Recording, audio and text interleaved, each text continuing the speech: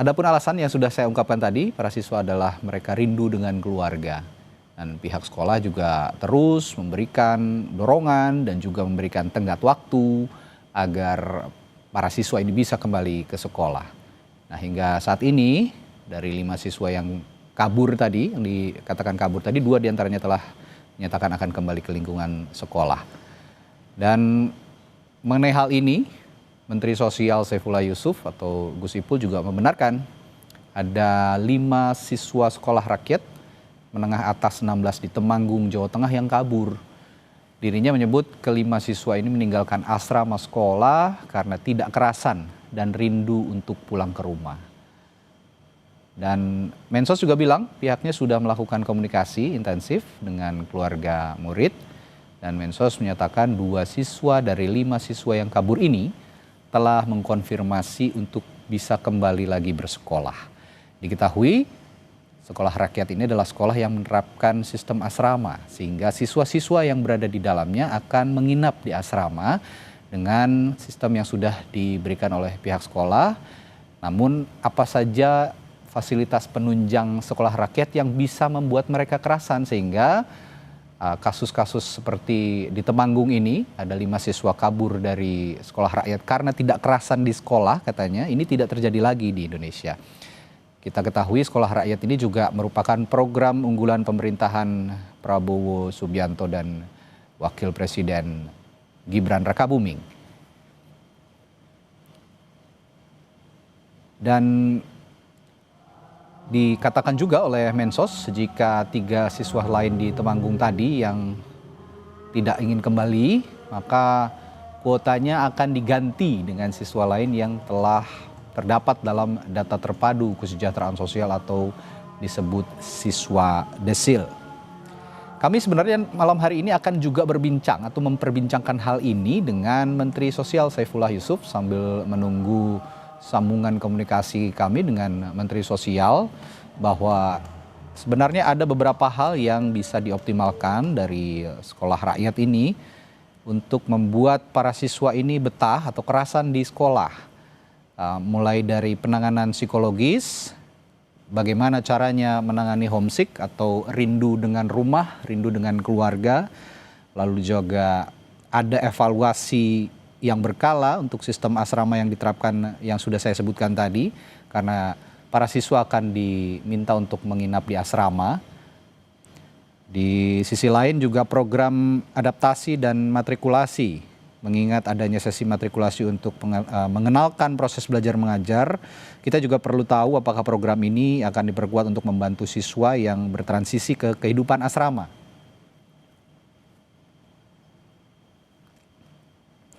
Lalu ada juga pendampingan dan dukungan keluarga yang juga menjadi faktor penting seharusnya bisa membuat para siswa ini betah di sekolah.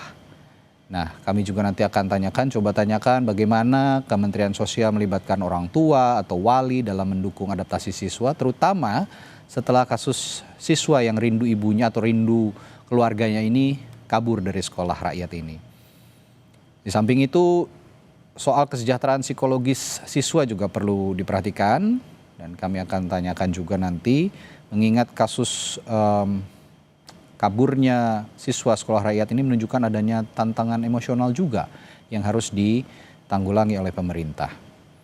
Nah, ada juga proses seleksi karena tidak semua siswa ini bisa memasuki sekolah rakyat, ada seleksi dan persiapan siswa. Nah, kami juga akan pastikan apakah proses seleksi siswa sekolah rakyat ini mempertimbangkan kesiapan mental dan emosional untuk hidup di asrama, terutama bagi anak-anak dari keluarga miskin yang mungkin memiliki ikatan keluarga yang kuat. Lalu juga bagaimana memastikan bahwa siswa yang diterima ini siap dengan sistem boarding school atau asrama yang saya katakan tadi, mengharuskan mereka tinggal di asrama. Dan untuk lebih lengkapnya saat ini sudah bergabung Menteri Sosial Saifullah Yusuf melalui sambungan virtual. Selamat malam, Assalamualaikum Pak Menteri. Selamat malam. Oke. Waalaikumsalam warahmatullahi wabarakatuh.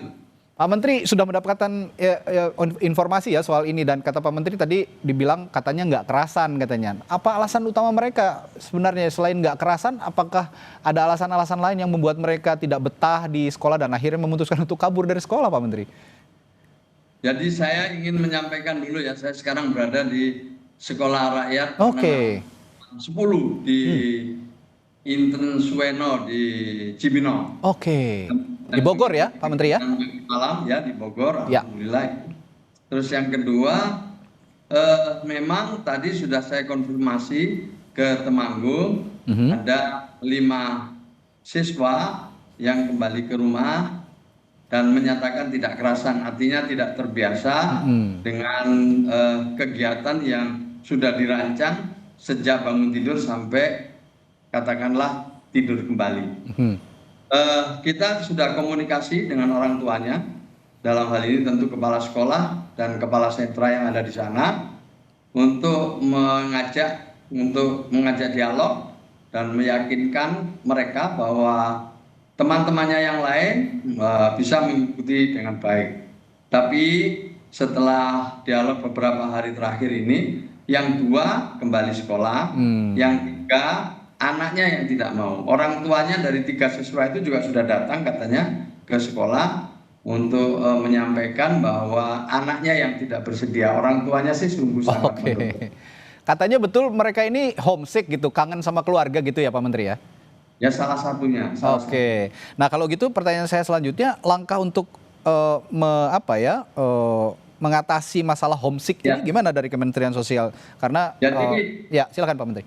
Kita memang punya kerjasama dengan dinas kesehatan setempat ya, untuk mendatangkan psikolog misalnya, untuk mengajak mereka yang biasa menangani homesick seperti itu. Ya. Dan ada yang berhasil, ya memang ada yang belum berhasil. Sebagian berhasil. Yang di sini ada 1 orang di Bogor ini yang hari pertama kedua nggak bisa tidur. Karena dia menangis terus ingat sama neneknya.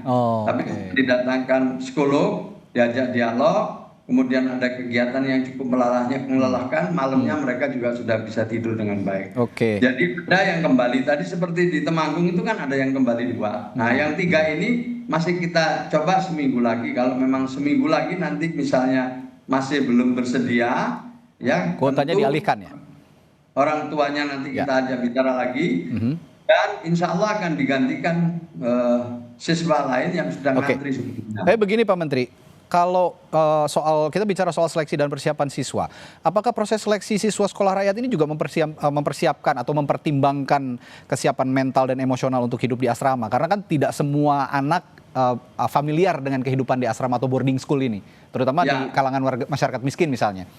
Ya jelas ya, kita nggak mau pendaftaran, kita bekerja menseleksi siswa berdasarkan data. Dan data kita sesuai Inpres nomor 4 adalah data tunggal sosial ekonomi nasional. Berdasarkan data itulah kemudian tim pendamping dari Kementerian Sosial survei ke rumah, dialog dengan orang tuanya, diiringi oleh Dinsos setempat dan Dignas setempat. Setelah melakukan dialog, kemudian ada persetujuan dari si anak dan orang tua, baru kemudian ditandatangani oleh bupati atau wali kota atau gubernur. Setelah itu baru kita tetapkan sebagai siswa resmi dari Sekolah Rakyat Rintisan. Kira-kira seperti itu prosedurnya. Saya juga dengar kan pemerintah ini menargetkan pembangunan 100 sekolah ya di tahap awal ini ya Pak Menteri. Nah kira-kira kejadian ini memengaruhi rencana itu nggak?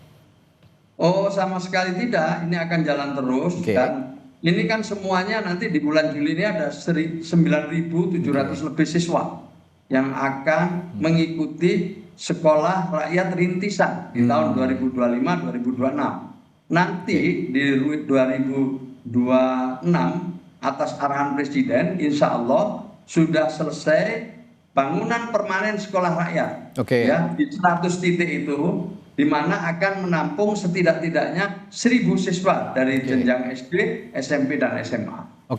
Nah yang tidak kalah penting Pak Menteri, untuk membuat mereka juga betah di sekolah rakyat ini yang menerapkan sistem boarding school. Koordinasi dengan pemerintah daerah, mengingat juga ini ada pengelolaan pemerintah, campur tangan pengelolaan pemerintah daerah, untuk memastikan fasilitas-fasilitas di asrama ini juga bisa menunjang mereka beraktivitas, sehingga tidak bosan. Sudah dilakukan, Pak? Apa saja fasilitas yang diberikan?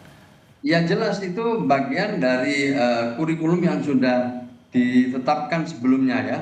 Jadi mereka secara umum sekarang ini telah mengikuti dengan baik, Oke. ya. Telah bisa mengikuti masa pengenalan lingkungan sekolah pada 10 hari terakhir ini. Ya, apa yang disampaikan dalam pengenalan sekolah itu tentu sosialisasi tentang proses belajar mengajar. Ya. Tapi yang nggak perlu ditekankan di sini adalah penguatan disiplin siswa. Oke. Ini penguatan ini menjadi penting.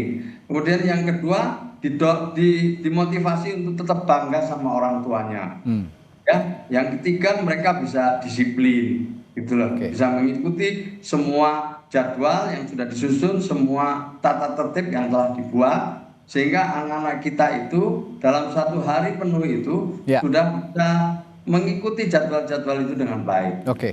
Baik, saya yakin juga Pak Menteri melakukan evaluasi berkala secara rutin, sehingga ya ini kan jadi harapan baru begitu Pak Menteri. Sekolah rakyat ini bagi masyarakat miskin bisa menempuh pendidikan, mengenyam pendidikan dengan fasilitas yang memadai, yang lengkap, sehingga bisa konsentrasi belajar dan tentu saja outputnya adalah berprestasi.